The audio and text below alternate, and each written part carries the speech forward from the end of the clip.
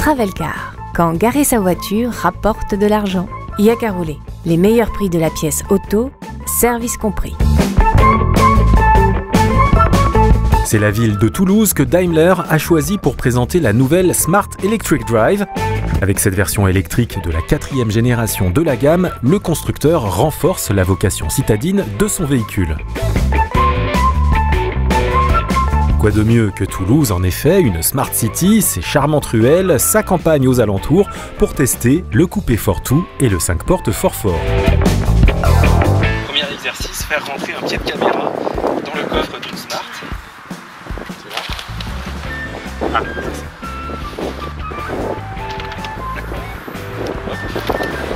Est-ce que ça rentre? Pile poil. Mais alors, pile poil. Donc si ma mémoire est bonne, je fais comme. Hop, il est connu.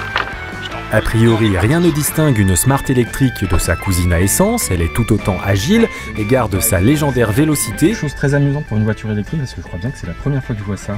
Une vraie clé, et c'est le seul moyen d'envoyer, de mettre le contact et de démarrer. Alors, est-ce que...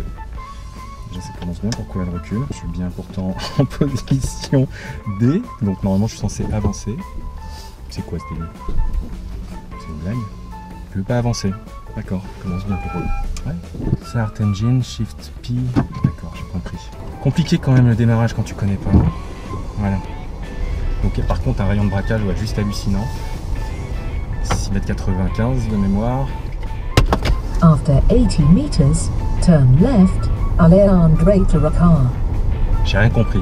Bon, la prise en main est easy.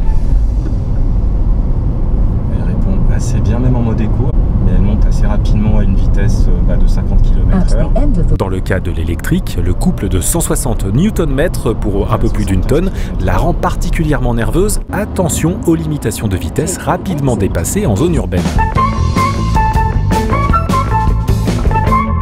La partie électrique gagne en autonomie avec 160 km théoriques annoncés, mais on gardera surtout une impression positive du mode éco et de la récupération d'énergie en phase de ralentissement et de freinage.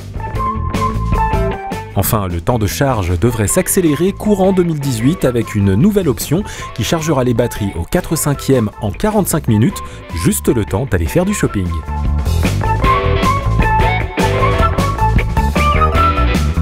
L'esprit vintage du tableau de bord est fièrement assumé par les concepteurs de Smart Electric Drive, en souvenir de la toute première Smart mise sur le marché dans les années 90, avec l'indicateur de niveau d'énergie à aiguille ou encore le bouton de réglage de la clim. La nouvelle Smart électrique n'en demeure pas moins bien ancrée dans son époque, puisque tout se retrouve en digital sur le petit écran de contrôle du tableau de bord. Bien évidemment ultra connecté, on retrouve Smart Control, l'application dédiée permettant le contrôle à distance du véhicule, incluant entre autres la vérification de recharge et la préclimatisation. Ce qui va réellement différencier cette nouvelle génération de Smart électrique, c'est l'écosystème que la filiale de Daimler a imaginé pour sa petite citadine. En effet, le constructeur ne vous vend plus 4 roues, un moteur, un châssis et une carrosserie, il compte vous vendre des services associés à la voiture. On pense à Ready to Drop, qui transforme le coffre de votre Smart en point de livraison pour les achats que vous réalisez sur Internet, mais surtout à Ready to Share. Ce dernier service propose votre Smart à l'autopartage en vous permettant de contrôler totalement les transactions. Nous n'avons pas trouvé mieux que Madame Annette Winkler pour nous expliquer l'autopartage entre particuliers de Smart. We start today this electric future. Madame Annette Winkler, docteur Annette Winkler, vous êtes peut-être... Je suis Annette. Ok, vous êtes peut-être la plus smart des femmes dans le monde, directrice de Smart. Donc, vous avez évoqué pendant la conférence de presse de présentation des nouvelles Smart Electric Drive, donc les Smart électriques, le car sharing.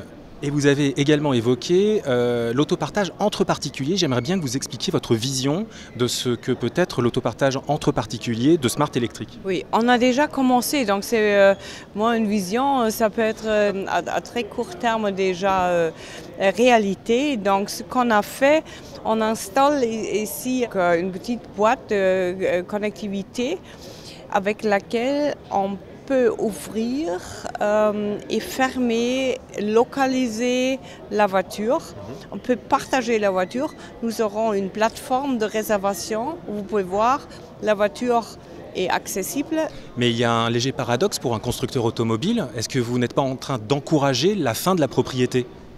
Pas du tout, parce que la voiture sera possédée, par exemple, par vous. Ouais. Et maintenant, aujourd'hui, qu'est-ce que vous faites déjà aujourd'hui? Vous la partagez probablement avec votre famille, avec votre femme, avec vos enfants ou qui que ce soit. Il faut toujours donner la clé à la personne, manuellement. Alors, il faut se rencontrer, etc. Dans le futur, il ne faut plus la clé.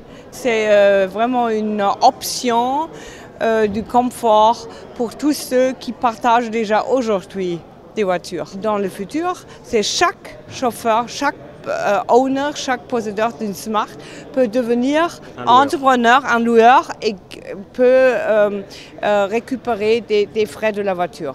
Merci beaucoup Madame Mikla. Merci à vous. Voilà, c'est la fin donc de cet essai de la nouvelle Smart Electric Drive, la nouvelle Smart électrique. On l'a testé aussi bien dans la version 4.2, donc la version coupée, celle que vous voyez là. On l'a également essayé dans la version 4.4. On n'a pas eu l'occasion d'essayer la version cabriolet, qui est en fait la plus chère, je crois, aux alentours de 26 250 € hors bonus. Ça, vous pouvez le faire bien évidemment, par exemple chez un loueur, et puis vous amuser à rouler sur les belles routes du Sud. En tout cas, l'impression générale est plutôt positive. C'est une belle voiture citadine, vraiment efficace. Au niveau de l'autonomie, il faudra revoir ça peut-être, puisque les 160 km annoncés sont, vous le savez bien évidemment, théoriques. En fonction de la climatisation et puis de tous les équipements que vous pouvez mettre en route, cette autonomie baisse. La climatisation qui vous fait perdre en général à peu près 10 km d'autonomie. C'est une belle voiture, 22 950 € pour ce qui est de cette version-là. Un peu plus cher pour la 4.4, c'est 23 850 €. C'est bien évidemment hors bonus. En tout cas, on vous conseille de l'essayer. Il suffit d'aller sur le site de Smart France.